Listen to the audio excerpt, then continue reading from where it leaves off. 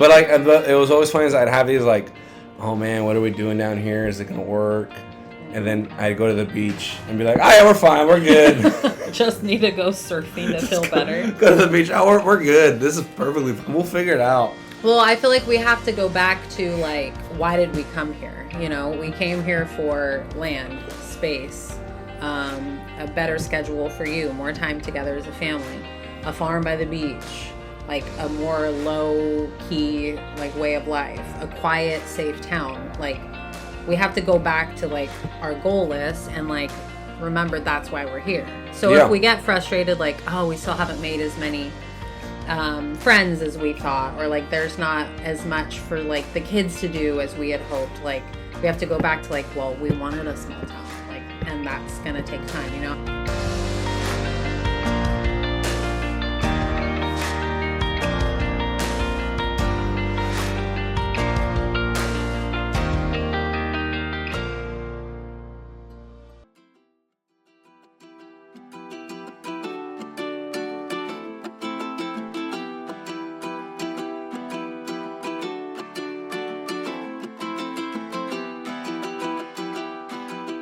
Bienvenidos, welcome, and thank you for joining us for Season 4, Episode 8 of the Pana Familia podcast with Eduardo and Nicole, where we discuss our experience relocating to and raising our 3 young children here in Panama, share our journey of building our new farm and home here in Central America, and let you know what we're learning along the way. We're glad you're here. Vámonos!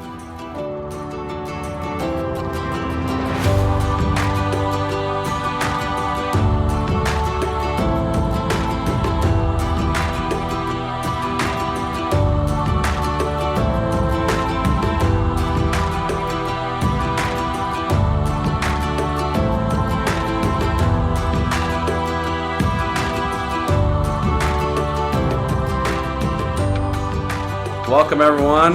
Happy 4th of July. It is the 4th of July when we're recording this. Today is 4th of July, but this podcast won't come out until next week. We work on holidays here. In like a week and a half. Happy birthday, America. Happy Independence Day, 250 years. And what did you want to say about independence? Oh, today is our anniversary of independence from America.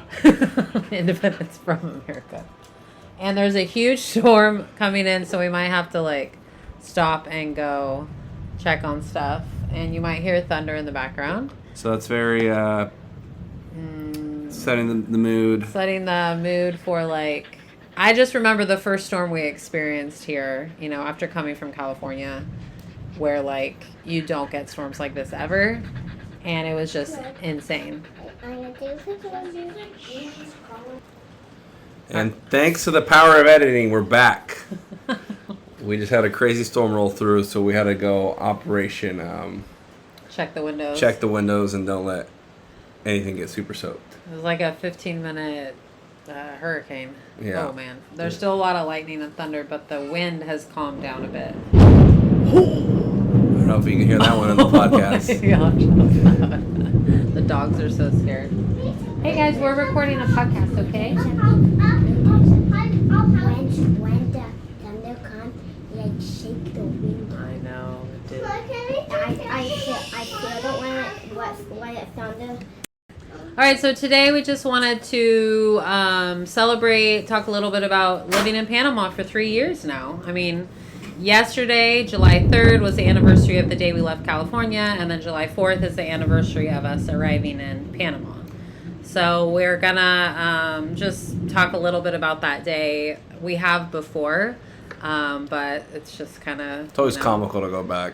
Yeah. I think each year, the more time that goes, the more we can laugh about it. But obviously it was not something to... it was just very, very stressful and just a huge, obviously, event in our life. It was like it was so intense, like especially when we got to the airport, that you almost like, at least for me, I pushed the feelings of like actually leaving aside. Yeah. Because I was so like, all right, we got to get on that plane. We have to figure out like how we're gonna get there, and there, and there. Yeah, you're that, just like, focused on like doing what needs to be done, you know. Yeah. Yeah, for those of you that know us from Turlock, that's where we left from. We sold our house in Turlock, sold our house and farm, sold businesses, sold a lot of our belongings. We basically only kept like special family heirlooms, stuff that we really thought we could use, and we packed up about 10 totes, 6 suitcases, some backpacks, a surfboard, some strollers, car seats, and that's what we took with us. And then we also had it was just one storage unit there, right? Or 2? I thought it was 2. We got, I think maybe we it's got 2 small ones. Yeah, I 2 guess. small ones. Yeah, so in those we kept more like larger items, some furniture, some mattresses. That we were going to eventually ship down. Right. So that was all put away. And the tote thing I found out we could do that, and I was like, let's just go with that, because I can't buy like we're not going to buy a bunch of suitcases. Yeah. But the logistics were hard too, because we had sold our cars. So then we had to rent an Expedition, a car, a big SUV, and we were just like, we also took our dog in a dog crate. So when you take your dog, there's only one airport you can fly out of in the West Coast, and that was LAX. Which we didn't even realize until, a month before? We had to switch our tickets, remember? Yep. We had bought tickets out of San Francisco. Then I talked to a guy from down here who's like a dog expert. He was a relocation consultant. And he's the one who said, did you check and make sure they take dogs? And I was like, no. Yeah. I guess I had... We just assumed every airport took dogs. Yeah. Because I had been talking to someone about bringing her, but I guess they didn't know. I don't know. Some of that stuff I don't remember. Oh my gosh. Man, that one shook the windows. The windows, yeah. So, now we had, instead of a 2-hour drive to a very calm, very nice airport that we love flying out of, that we always fly out of, to an 8-hour drive to one of the busiest, worst airports. Not busiest, and as far as the airport was, just the city in general, Los Angeles is just it's insane as far as traffic. Getting through it and stuff. Yeah. And on the way there, we lost flip-flops. We lost Didn't the whole playpen fell off, and so that the bag for that got my ripped. flip-flops were in there, and so we had to pull over and get that off the side of the freeway. Our dog, who we had to go to a separate terminal for her. Well, I was just gonna say she threw up. And she threw up. Stressed out the whole time. Yeah. And then we had to drive to a separate terminal with a very small time frame. And we also obviously had 3 children. And 3 children. A 1-year-old, an almost 3-year-old, and an almost 7-year-old. They were about to turn in August, so we had the 3 boys too, and just it was just so weird because we slept on the floor of our house the night before we left. The people that bought our house let us live there for 1 month, or something like that. For like a month or 2 after, and getting to the airport. Then obviously we had to return. We had to go to the car rental place. Return the car rental, but we also had to go to. There's a different name for like where you take the dogs. It's where like other large crates and stuff like that come in. She's just freaking out. She wants to come stand by me. Come here, Kazi. Okay, sit down. There you go. You'll be okay. So that was a whole like detour, and then when we were there like checking the dog in, we were like looking at our watch like, are we gonna make it to our actual flight? Yeah. And obviously we did, but it was just we had to split up a little bit at the airport. He had to go return the car. I stayed with the luggage and had to move it inside. And there was just people everywhere. So many people, super long lines. Like we were not used to that. And San Francisco's international terminal, like you can show probably an hour and a half. Yeah, it's kind of like the V, to be honest. You just it's so just like peaceful. And you just walk up to the counter. Maybe there's a few people in line, but Kazi, come on, just relax. I mean, like, we had to get all our luggage to the And when we walked up to the lady who was checking us in, We were like slowly shimmying up. she saw all of our stuff, our 20 pieces of checked luggage, and she just like was like, oh my gosh, I got these people, shoot me. And so that, I mean, we were there for like an hour just like doing like the bags. And we then almost missed our flight because of that. So then Nicole had to make like a handle because one of them needed a handle. The thing that fell off on the freeway. Yeah, it ripped. So and they were like, I'm sorry, we will not take this without a handle. And I was like, it's the bed for our like baby, And so I happened to bring a bunch of duct tape because for the totes, I think. Gosh, what's going on? It's clearing up though. Look, like the sun's coming up over there. And it's only 3:00. I made it, and then I showed it to her, and they like let it go through, and I was just like, okay, good. My duct tape handle worked. Then obviously, we still had to go through security, and then we got stopped at security for like some broth that I had left. And so me and the kids started running towards our flight. Eddie got left behind. Because I had to stay with a bag. And then they found the broth. And then I was like, just toss it. Yeah, which was fine. Obviously, we just needed to make our flight at that point. Nicole, Jude was like crying because he thought you were going to miss the flight. Yeah. So like they were on the plane and I was running towards the gate. Like a freaking movie. Yeah, like Home Alone And style, I was the last one on, and like almost felt like the lady was waiting for me. She's like, "Oh, come on in." She like and shut I just the walked door in, and just what? I just remember like, oh, we made it, and I just remember there's a few goals checkpoints. Like the first checkpoint was like, just get to the airport. And that was on time. Yeah. And that was fairly easy. It's just a drive with a car and a very smashed car. The second checkpoint was get to the plane. That was probably the hardest part. But I told myself, I was like, once you like check in the stuff, like you get to take a break for 8 hours. Right. Once the stuff's on the plane and you're on the plane, like you just everything sit there. else, like, yeah. I mean, once you get to Panama, at least all your stuff's there. If we have to wait, and we had a friend picking us up with his van. And so we knew we had help, like, waiting for us. So that was my next checkpoint. I was like, okay, the next checkpoint is just go through customs, get our bags to Oscar, and then we'll be free. Like, we'll have support. Yes. I remember sitting on the plane, like, being just, like, so sweaty. I was so But just, hot. like, finally exhaling and being like, okay, we're here. Like you said, like, a big sigh of relief. You know what's so funny? I remember being so uncomfortable because of being sweaty and hot, and like you just like flying clean, like at least I used to, and now like I'll literally like go from a dairy to an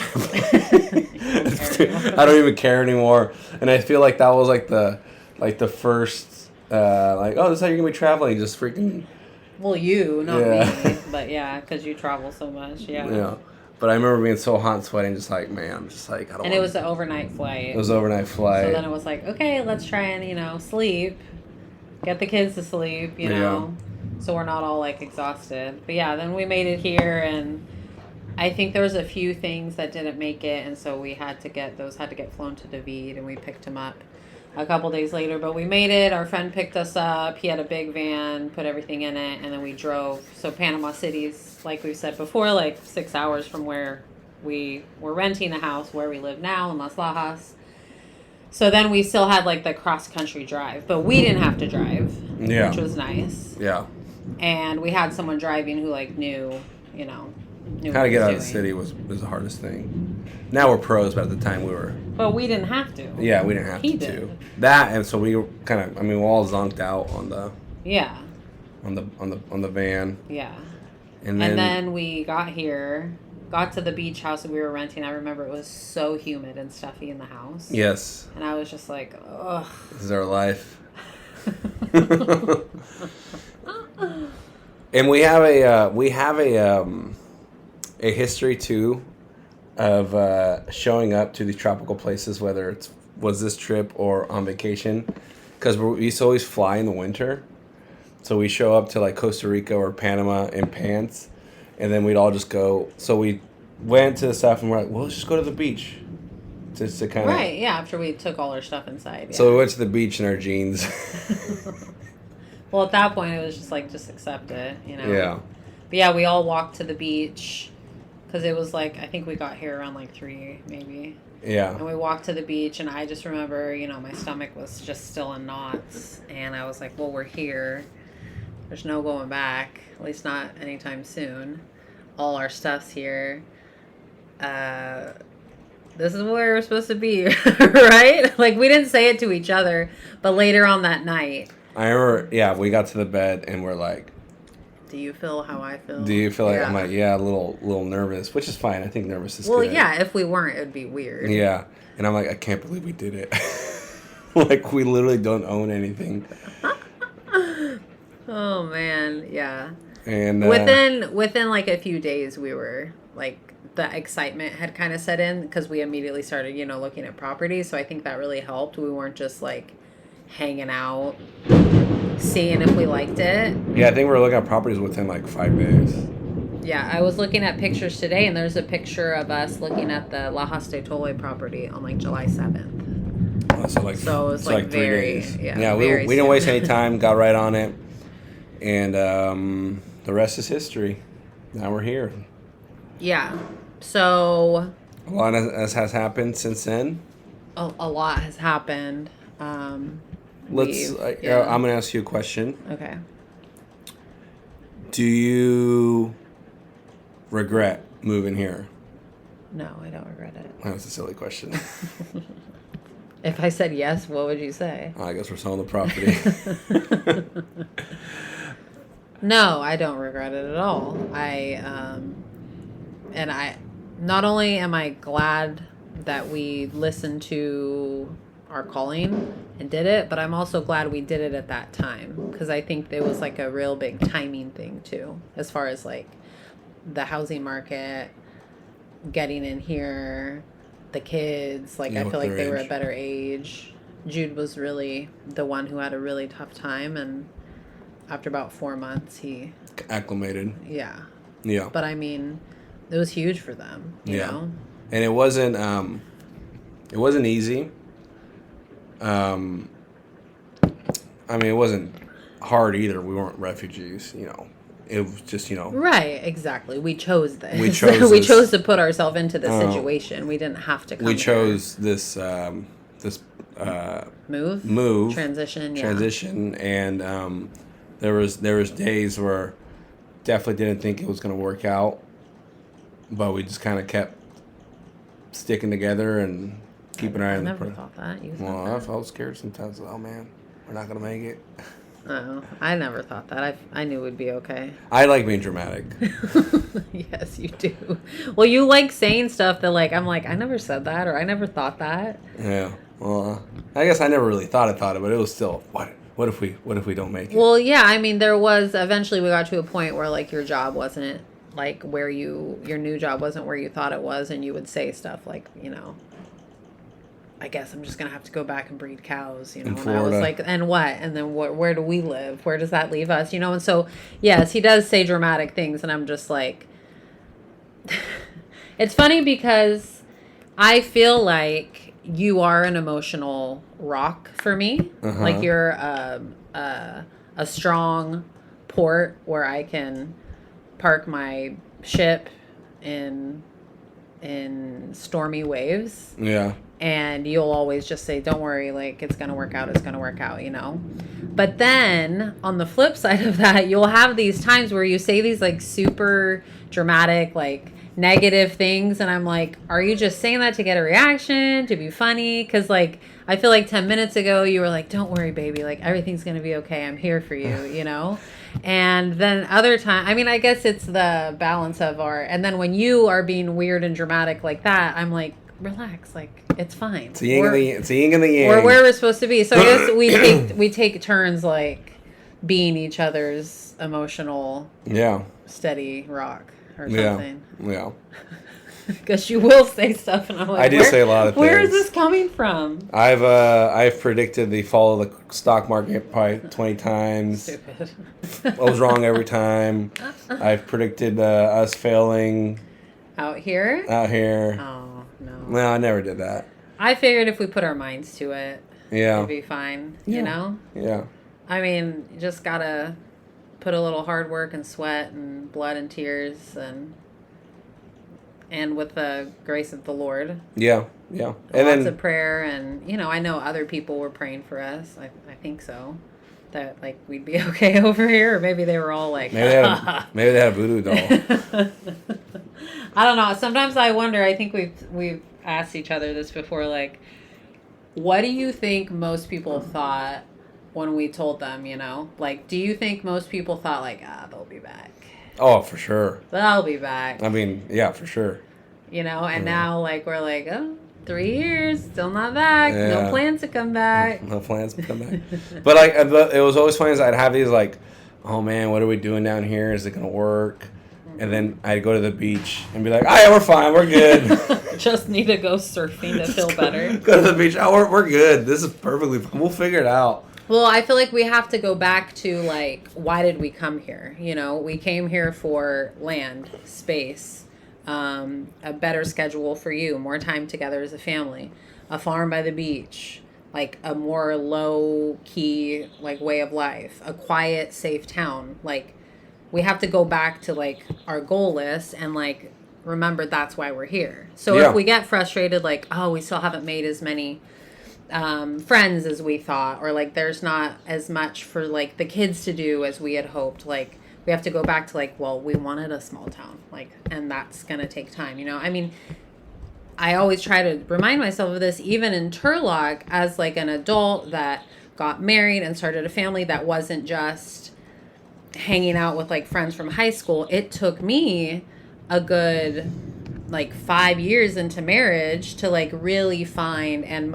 a few 4 years into motherhood to like really find a good circle of like women friends. And that was in a place I grew up my entire life, and so then we come somewhere brand new and with a language barrier for me that I'm still learning, and like I shouldn't be surprised that it's still like a slow moving train to like find a really good community here, tight-knit community.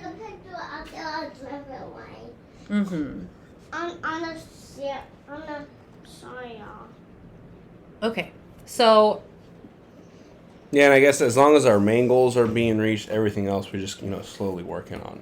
Yeah. And it is work. You have to put in work for this kind of stuff, like you have to nurture relationships. You have to go out of your way to go to things. You have to invite people over.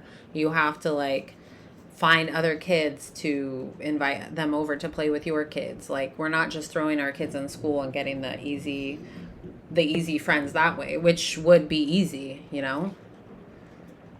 Oh yeah, school's fun.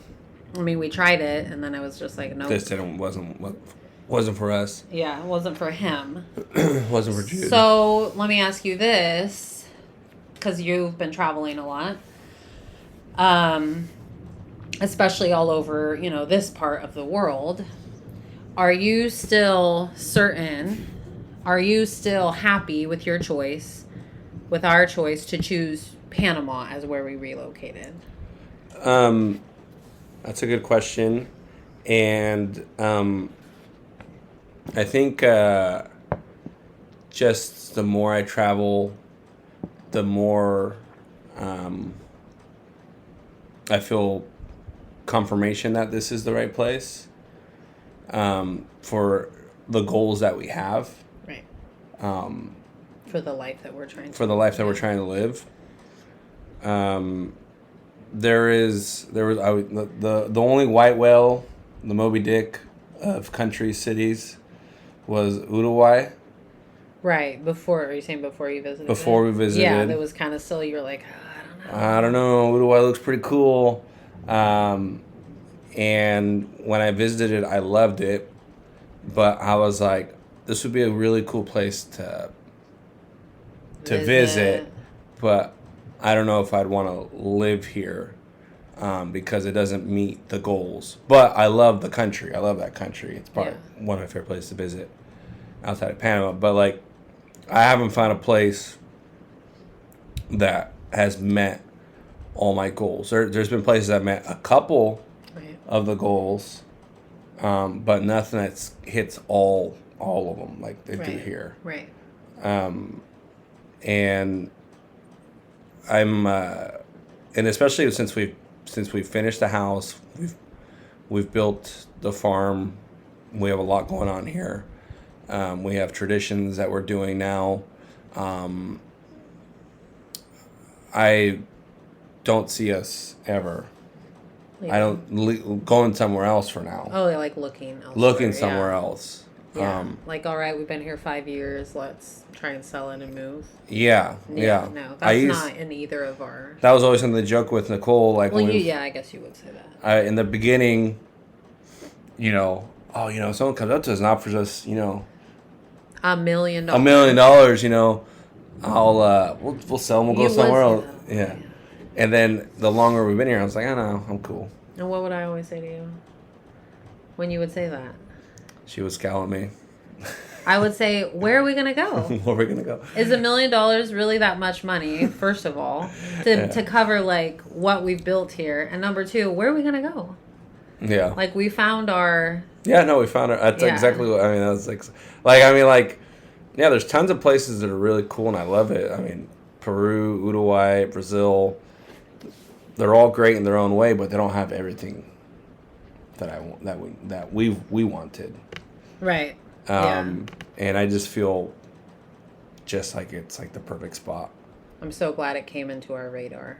Yeah. And it's so crazy because like we just kind of found Panama, Chiriqui by accident. And then we found this Las Lajas. And we found Las Lajas by accident. And then just like the more time we spent here, I was like, oh, this is like a really neat, good place. Like I just on top of like the everything that we have going on here, like it's really easy to travel from here. Mm-hmm. Like, I mean, me and Nicole now, like we're coming into like, oh, what can we do for vacations? And we took our first trip to Colombia. It was very easy. Right. It was very easy. We want to go back to the United States. It's like if we want to have like that adventure, it's very easy to do. Yes. And then knowing that we get to come back here is like it just makes you feel really good. Right. I mean, like last time when we went to California last year. It was funny. It's like we all got off the car. Like when we got back home here? Yeah, when we got home, and everyone just dispersed. It was hilarious. Cause you went and grabbed the weed eater. I went and started checking the garden. Like the boys just started running around crazy. Like more space, like because like I feel like we had so much built up energy from like just being. In a town, which it was really nice. I love going back over there. Yeah. But like when we come back here, it's always like, oh, I'm gonna go do this. I'm gonna go sweat. Like it's nice sweating. Like, Yeah. We really love going back to Turlock, and I feel like appreciate it. I mean, I appreciated it before. I know what we had there, Yeah. But like, I feel like we appreciated it even more. And we love that our family's there, and we love that we have friends there. And it's like really actually fun to go back for me. Especially for me. But then still like coming back here, it's like, okay, yeah. Like this is our spot. That's why we moved here, And I haven't traveled all over Latin America, but I've traveled a lot in the United States. In different states. We've traveled all over California. We've gone to Oregon, Washington. Like I've been to Montana and Florida and Tennessee and all over the East Coast. And then I've been to Europe and backpacked there and experienced the culture in many different. I went to like 10 different countries in Europe when I backpacked when I was in college, and I absolutely loved it. But like thinking, if I like line all those up and really think about them, like there is no place else that I would rather be living than right here, because in typical mom fashion, I just got interrupted and I don't remember what I was saying. I was talking about yeah, if I think about all those places and all the beautiful places I visited and cultures I've experienced and like people I've met around the world and places to think of moving seriously with, you know, a family and raising a family and growing our food and raising animals and having a farm and being able to go to the beach whenever we want and living in a climate that we don't have to worry about water, but we also don't have to worry about like snow or super cold weather. Like this is it. Like this is the only place that, you know, matches up to everything, you know, and that is great for us. And that doesn't mean it's great for everyone because not everyone has the same desires, goals, priorities. Yeah. But like for what we want,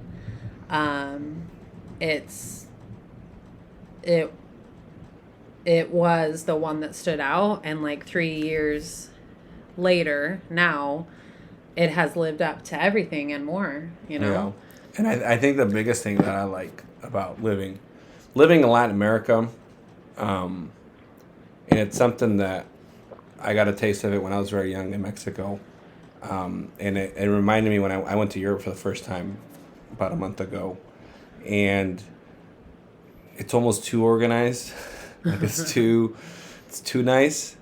Too cultured? Too cultured, too like I'm always like everything's really clean and everything's very just organized and everyone's I'm like, well, you also went to like the Scandinavia, you know, where like things are way neater and like, it's all about minimalism. And, yes, yeah. and I was just like, where are the bodies? Where are those bodies? What closet is holding those bodies? Oh, they're there. They're there somewhere. You know some of their practices over there. And I just like the rawness, the inconvenience of living in Latin America. You're gonna get the stories. You know, you're gonna get the stories. You know, the life lessons here. I mean, a lot of Latin America, it's Panama City specifically, is like they're very nice cities. They're very nice modern cities, but as soon as you live in that city, it's back to, you know, you're going back in time sometimes, you know. You're going back 20, 30 years, you know. You feel like it. And I like that wild frontier to it. And I don't feel like there's a lot of places left in the world that have that feeling. I think it might be like Central America, certain countries in Central America and Africa. Yeah. You know. Well, because like it can be intense here, and it's not. You know, the weather isn't for the faint of heart. No, it's not. And the wildlife isn't for the faint of heart. Yeah, there's tons of wildlife here. But like, would I rather be scared that someone's gonna hop my fence with a gun, or be scared that like a cockroach is gonna crawl on me at night, or a snake might be in the garden? You know, like I think I'll take the animals. Yeah. Yeah, so I've always liked the rawness of just... Didn't I just say something like that the other day about like I really want to go, like we talk about going and visiting Europe a lot. We've been talking about the Azores lately, how we want to go visit. Yeah. And you know, when you go to, even when we went to Bogota, like we all took our nicest clothes. Yeah. And we got dressed up and we wore closed-toed shoes. Yep. And I like actually did my hair. I know where you're going. You know, and I said the other day, I was like, I kind of like not always having to like look put together. Like we can look a little trashy and run down, and it's okay. No one's gonna give us the side eye, you know. And I kind of like having that ease and relaxation to our life, and you definitely get that here, and you wouldn't somewhere like, you know. Yeah, you can be in your board shorts and tank top and sandals, and yeah, no one's gonna care. No one's gonna care. No.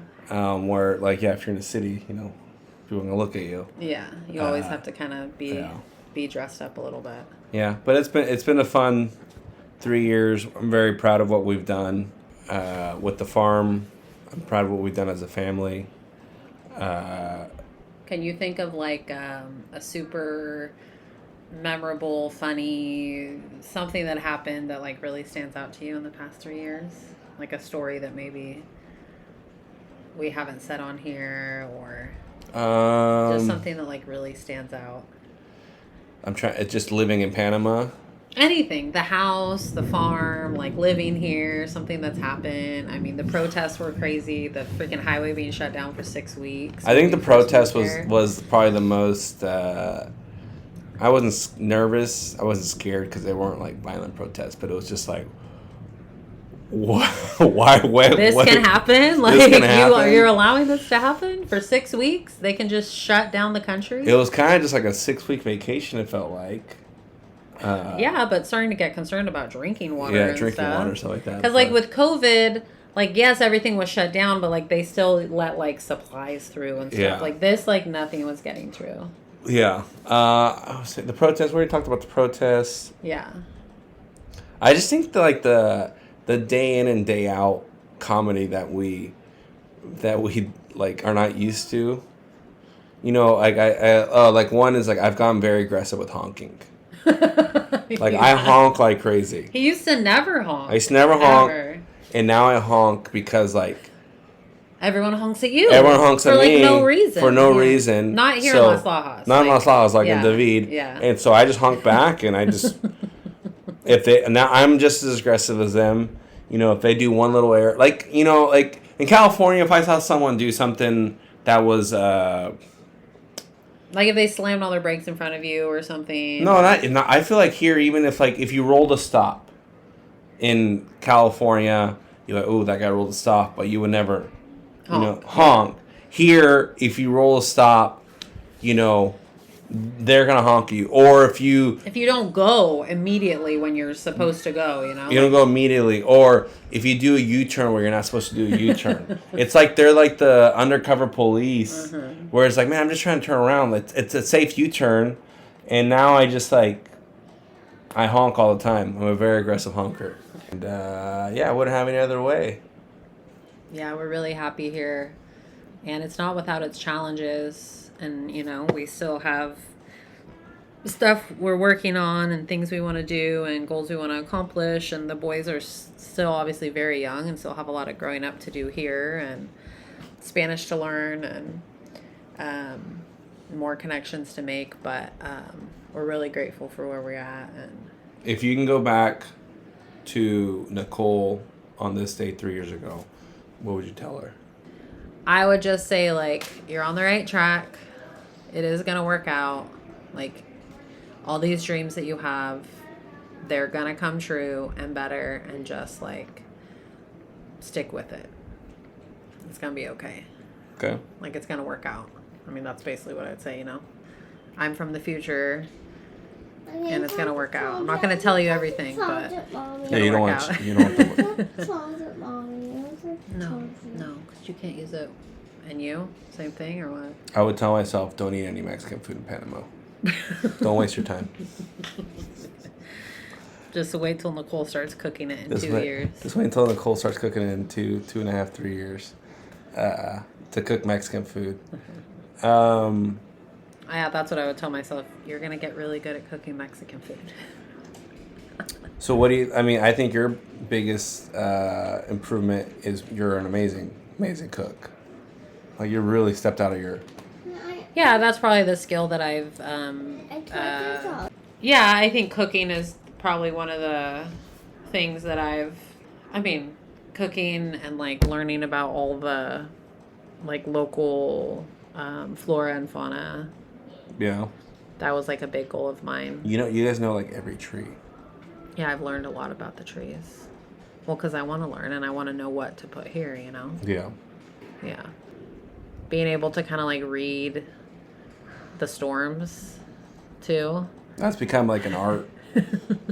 Well, we actually have a really good view of it here because it's this one's heading east. No, it's going north. It usually comes from the north, which is where the mountains are. And so we just look out our kitchen and see the dark clouds. Yeah. Coming towards us. That's and a then, good like we said, it's been, 25, 30 minutes, and it's gone. And now it's clear, and... It's quiet. Yeah, that was crazy. And now there's no more lightning and thunder or anything. Everything got super wet. What's your just favorite place to be here? Probably here. Here? At our house, yeah. Yeah, Right. I love our house. I love our farm. Yeah. Mine's between here and the beach. Yeah. When I was at the beach this morning, I was like, oh, this is so nice. Like I said, I took a walk on the beach by myself, and it was just, and it was like semi-cloudy and breezy, and like, yeah. I love that we can go back and forth between those two really beautiful places. It used to be the beach for me. And then as we've like made this place a lot nicer, it's become here because of, like you said, like you just like look around and you're just like, oh, like calms you down. Right, yeah. It's very peaceful, yeah, it's very feel quiet. Very safe. You know it's ours, and it's just really nice to live here because of the tranquility and the seclusion. And then the beach has always been like that because it was always like no matter what was going on the past 3 years, we'd go to the beach, and I remember I just turn around and see all the palm trees on the where the sand meets the road, and I was like, everything's gonna be okay. This is a great. I live in a tropical place. Yeah, we live in this beautiful. It looks like a postcard.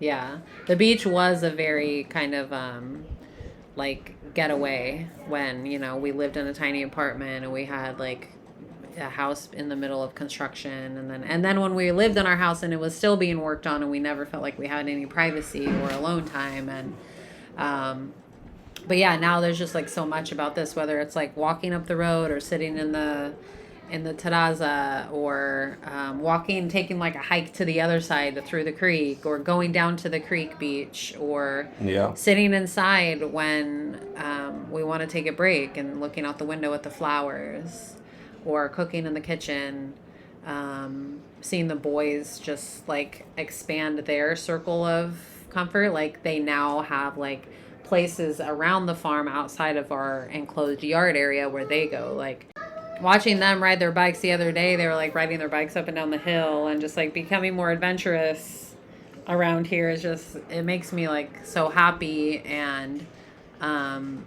just knowing what they're going to do here even as they get older is, I can't even imagine what they'll be doing, like growing up in a place like this. We took a bike ride like 2 months ago to Juan Vaca Beach, and there's a part where you go downhill, and it's a pretty steep. You pick up speed. I wasn't there. Oh, Jesse was going so fast, and I was like, he's gonna fall. Oh. It's been fun to see that kind of stuff. Oh man, yeah. I mean, Gene and Jesse especially have like grown up here, Yeah. I mean, Gene was 1, and this is really all he knows for his childhood. So, any closing thoughts? No, just, I mean, I feel like 3 years sounds kind of short for like how long it feels like we've been here, It's, 3 years since we've been here, but also 3 years that we've been living outside of the United States. Yeah. Which is, that's all we knew for the first, 30 whatever years of our life. Yeah. Yeah, three really good years. We've grown a lot, and I feel like for the most part we've taken the challenges and the things that have come along, and we've learned from them, and we've grown from them, and we don't handle everything perfectly, obviously, and but like showing our kids that like if you have like a dream, go for it, and I want them to know that like mom and dad wanted to do this, and they went and did it, and they built this for us and our kids and our like we were saying the other day, we'll hand this land over to our kids one day, but like we might put in the deed that they can't sell it. Like keep this for generations to come. In 150 years, I want like our great grandkids to be like, Grandma Nicole and great abuelo Eduardo like started this from scratch, and like look where it is now. I can't even imagine what it'll look like then, how beautiful it could be, Yeah, that's kind of where I want to close. Like we're just scratching the surface. I feel like. I mean, like even for like me, the stuff that I'm really interested in, like all the AI breedings, calves are born. We're starting to get,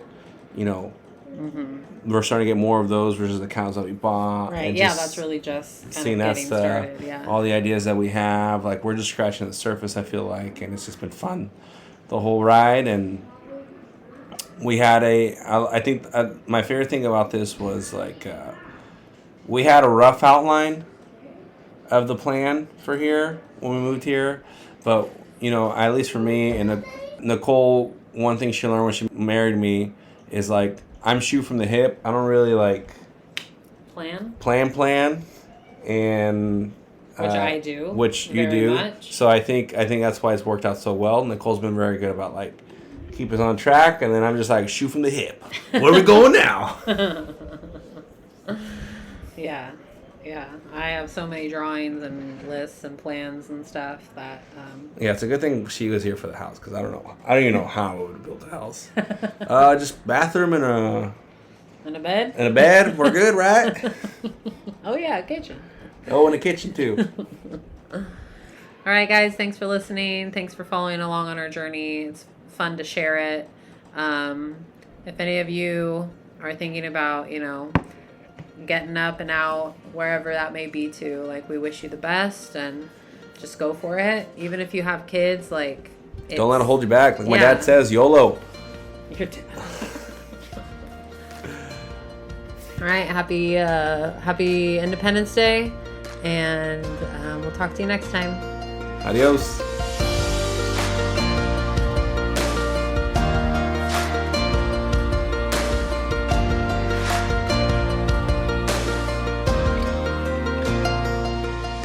Be sure to follow along with us on Instagram at Nourish Farm Panama and visit our website, nourishfarmpanama.com. If you enjoyed this episode or have found something helpful, we would greatly appreciate you leaving us a 5-star review.